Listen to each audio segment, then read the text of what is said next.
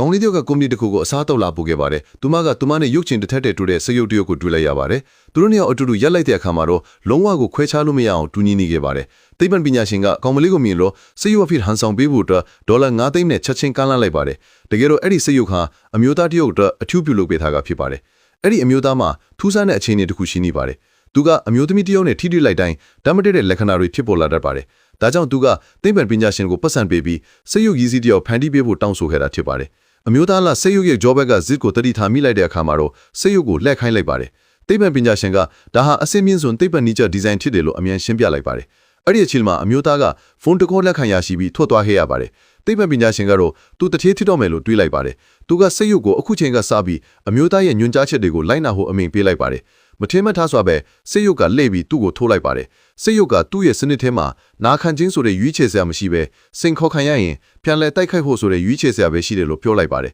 ။သိပ္ပံပညာရှင်ကစေယုကချိုးယွင်းနေပြီဆိုတာကိုသဘောပေါက်သွားပြီးအမြန်ပဲပိတ်ပစ်လိုက်ပါတယ်။သူကစေယုကအမျိုးသားကိုတိုက်ခိုက်မှာကိုစိုးရိမ်နေခဲ့ပါတယ်။ရုတ်တရက်ပဲအစားထုတ်ပို့တဲ့ကောင်မလေးတယောက်တစ်ခါပေါ်မှာပေါ်လာခဲ့ပါတယ်။သိပ္ပံပညာရှင်ကဒီကောင်မလေးကတွေ့တဲ့စေယုနဲ့တစ်ထက်တည်းတူနေတာကိုတွေးလိုက်ရလို့အားထားသွားခဲ့ပါတယ်။သူကကောင်မလေးကိုပတ်စံအများကြီးပေးပြီးအမျိုးသားကိုအမြန်တရားကိုဘယ်တော့မှမသိစေဖို့ပြောလိုက်ပါတယ်။မဟုတ်ရင်အမျိုးသားကပတ်စံအားလုံးကိုပြန်ယူသွားမှာဖြစ်ပြီးကောင်မလေးကလည်းစေယုအစားထိုးအဖြစ်အောင်မြင်စွာနဲ့ဖြစ်သွားပါတယ်။ဒါပေမဲ့သူမကသူမရဲ့တငယ်ချင်းနဲ့စကားပြောနေတော့မှပဲအမျိုးသားကရုတ်တရက်ပြန်ရောက်လာခဲ့ပါတယ်။သူတကားလေးကိုဝင်လိုက်တာနဲ့စေယုရဲ့မျက်နှာအမူအရာကတခုခုမားနေပုံရတယ်ဆိုတာကိုသတိထားမိလိုက်ပါတယ်။ကောင်မလေးကသူမရဲ့အမှန်တရားပေါ်တော့မယ်လို့ထင်လိုက်ပေမဲ့အဲ့ဒီအချိန်မှာဖုန်းကရုတ်တရက်မီးလာခဲ့ပါတယ်။အမျိုးသားကစေယုမှာဘာလို့ဖုန်းရှိနေရတာလဲလို့အံ့ဩသွားခဲ့ပါတယ်။ကောင်မလေးကဒါဟာသိပ္ပံပညာရှင်ကပေးတဲ့လက်ဆောင်ဖြစ်ပြီးစေယုရဲ့အခြေအနေကိုအချိန်မရွေးချီရန်ခံနိုင်ဖို့တုံးလိုက်တယ်လို့အမြန်ရှင်းပြလိုက်ပါတယ်။အမျိုးသားရဲ့တန်တရားတွေကိုဖယ်ရှားဖို့အတွက်ကောင်မလေးကသူ့အတွက်ပန်းတလုံးအခွင့်အရေးပေးဖို့ပြင်ဆင်လိုက်ပေမဲ့သူမကအရန်ကိုစိတ်လှုပ်ရှားနေခဲ့ပါတယ်။အဲ့ဒီအချိန်မှာအမျိုးသားကရုတ်တရက်ပြေးလာခဲ့ပါတယ်